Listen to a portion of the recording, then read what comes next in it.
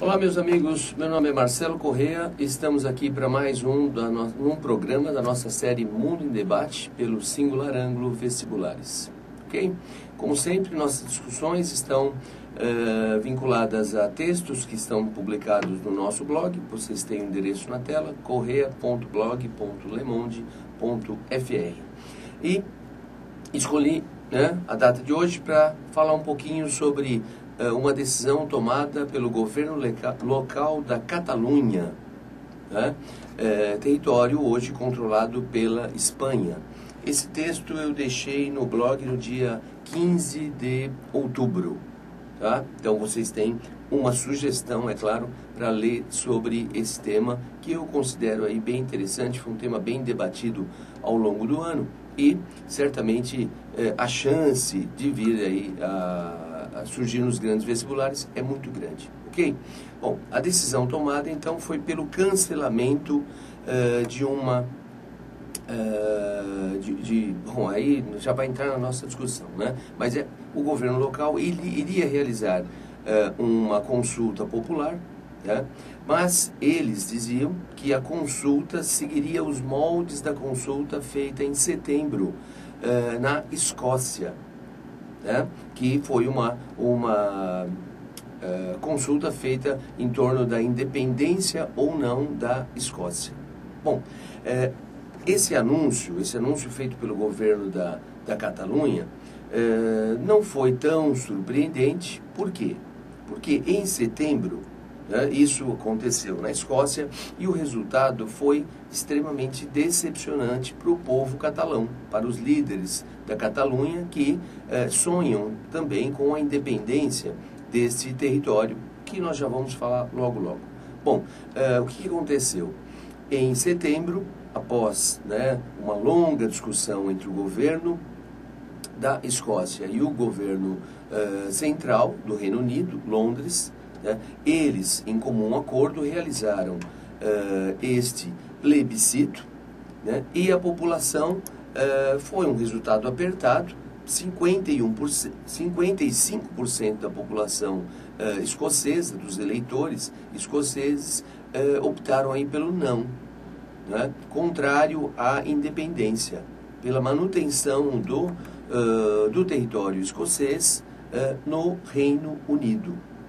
Claro que 45% dos eleitores afirmando sim, favoráveis à independência, é uma porcentagem altíssima. Isso complica bastante o dia a dia político das lideranças escocesas, sabendo que 45% dos eleitores optaram pela independência, mas democraticamente a maioria, os 55%, venceram. Nada impede de uma nova, um novo pleito e a maioria então optar pela independência. Claro que isso, se vier a acontecer, é uma coisa para médio e longo prazo. Tá? Por hora aí, e para os próximos anos, a manutenção do Reino Unido como nós conhecemos, a Escócia como território pertencente ao Reino Unido. Bom, isso para o povo catalão foi um terror, porque eles sonhavam com uma vitória maciça do sim, que era exatamente o que as pesquisas indicavam. Há alguns poucos anos, já que esse plebiscito foi marcado há um bom tempo, então há alguns poucos anos da data do 18 de setembro, havia, pelas consultas populares, uma tendência altíssima para o sim, o que não se concretizou. Bom, então, o que aconteceu? As lideranças da Catalunha optaram por cancelar. Por quê? Bom, imagina, eles diziam que fariam uma consulta seguindo os moldes da Escócia, o que já não está correto. Por que não? Porque a consulta feita na Escócia, estou falando consulta, daqui a pouco a gente volta a discutir esses termos, mas por hora vamos deixar assim, tá? A consulta feita na Escócia foi uma consulta feita previamente, em comum acordo com o governo central, E deste resultado sairia ou não a independência. A consulta feita na Catalunha jamais poderia ser nos moldes, pelo menos esta que estava prevista para outubro aqui de 2014. Por quê? Porque Madrid não concorda, o governo central não concorda com esta consulta popular. Então, mesmo que 100% do eleitorado catalão afirmasse sim, a Catalunha não ficaria independente. Seria uma enorme demonstração de vontade de independência, mas não há um comum acordo, não há isso previsto pelo governo central, pelo governo de Madrid. Então, esse anúncio de que faremos algo semelhante já começa com uma distorção. E, lógico, vamos pensar nessa situação. As lideranças catalãs organizam um plebiscito dizendo seguir os moldes do escocês. Você tem 100% do povo catalão, vamos imaginar isso, que óbvio não é possível, 100% do eleitorado dizendo sim, e a independência não iria acontecer. Seria uma enorme decepção, revolta, mas também decepção. Agora, vamos pensar num outro cenário. As lideranças catalãs organizam o plebiscito, dizendo, estamos seguindo os moldes da Escócia. E o não ganha. Imagina uma situação dessa. Você está fazendo uma consulta, você já sabe previamente que, independente do resultado, a independência não vai acontecer, e mesmo assim vence o não. Seria uma decepção para as lideranças, seria talvez até algo ridículo, vamos dizer assim, para esses líderes. O momento para o mundo, para a Europa, o momento é de crise. As expectativas de superar essa crise que se arrasta desde lá do desdobramento da crise de 2008, que nós já debatemos aqui várias vezes, o momento é de apreensão, o momento é de incertezas. Criar um novo país, garantir a presença de investimentos, dar uma segurança jurídica e econômica para esses investidores, no atual momento, é algo muito difícil. Então, são essas incertezas que poderiam levar aí à vitória do não. Então, seria assim, uma coisa surreal, Vence o não em uma consulta que não daria independência à Catalunha. Então, parece que foi prudente aí a decisão. Então, a atual liderança catalã optou por realizar uma simples consulta. Então, não será um plebiscito. Dessa decisão não sairá aí uma independência ou não. É simplesmente uma consulta. Então, vão com toda a formalidade que esse processo exige, farão uma consulta para que o eleitorado catalão manifeste ali oficialmente a sua opinião. Uma consulta, meramente isso. Agora, acho que cabe lembrar, por exemplo, que o território catalão, já que é um povo, tem toda a sua história, sua língua, sua cultura, o território catalão ele foi incorporado ao território espanhol em 1714. Em 1714, é o término da guerra que unifica o território sob comando de Madrid, sob comando espanhol. Ali o povo catalão perdia sua independência. Guarda a data aí, 1714. A gente volta a falar dela já já. Bom, por um longo período, o povo catalão viveu sob comando de Madrid. Em 1932, foi aprovado, junto a Madrid, ao governo central, foi aprovado a criação de um governo autônomo para o povo catalão, para o território catalão. Aprovado isso com o consentimento madrilenho, com o consentimento, vamos lembrar aí que que a Espanha é uma monarquia parlamentarista, tem um rei, um chefe de Estado e um primeiro-ministro como chefe de governo. E a monarquia espanhola concordou com a criação de um governo completamente autônomo, né, que em raríssimos casos sofreria uma intervenção por parte aí do chefe de Estado. Só que essa autonomia, completa autonomia aprovada em 32, durou pouquíssimo tempo, né, porque já em 39, e a década de 30 foi uma década, né, completamente, né, conturbada, a Grande Depressão, pós-29, a ascensão de regimes totalitários e tudo.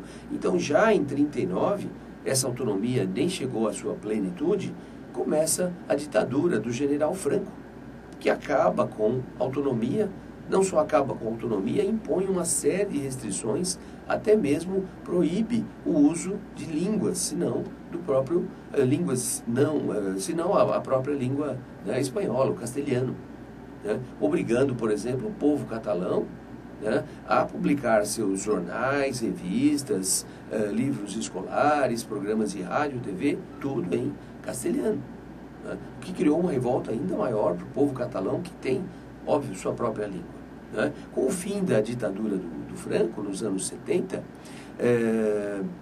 o rei Juan Carlos, que agora acaba de abdicar ao trono em nome do seu filho, o rei deu uma maior autonomia, inclusive retomaram aí as línguas locais, no caso do galego, da euskera, do povo basco, e a língua catalã para o povo catalão, né, retomaram o uso dessas línguas, reconheceram, né, como línguas oficiais destas regiões, mas não a sonhada autonomia. Né? Em 2006, o governo concordou com uma maior autonomia para a província, mas não tão grande como, né, conseguiram, digamos, lá no papel, né, em 32.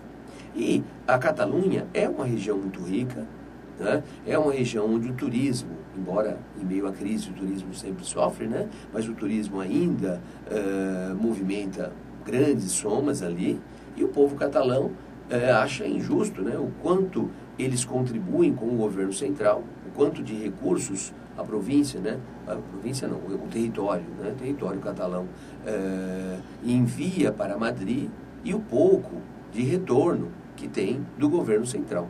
Então, por isso, há uma tendência à independência, né, mas, no momento, talvez, pelas incertezas, ganharia sim ou não.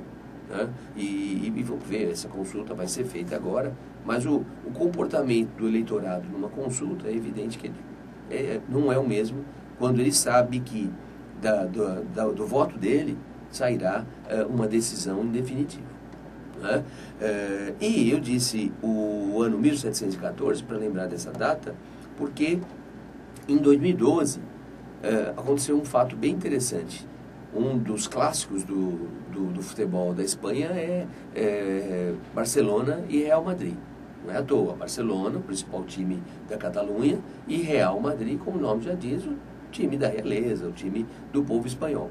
Bom, e aos 17 minutos, e aí é uma forçação de barra, né? Mas aos 17 minutos e 14 segundos, então 1714, né, os torcedores do Barcelona levantaram cartazes, né, pela independência da Catalunha. Os próprios jogadores pararam porque não tinha nada relacionado ao jogo, não foi falta, não foi pênalti, não foi gol, não foi nada, e a população, ou melhor, os torcedores do lado, né, do Barcelona começaram com essa grande manifestação que quase paralisou o jogo. O jogo foi em Barcelona, né, e o Barcelona venceu. Né? Pelo menos isso, venceu aí no futebol, que é um clássico. Você vê que o futebol na Espanha, ele tem isso, é o time basco, né? O Atlético de Bilbao, é o time galego, é o La Coruña, é o próprio Real Madrid, né? Aquilo quase não é um campeonato, é quase uma guerra de diferentes povos, tá? E só para finalizar, no início eu falei em consulta, em plebiscito, isso complica bastante. Então, vamos pensar assim, ó, o ato de votar. O ato de votar é o ato de você se manifestar em alguém, em algo.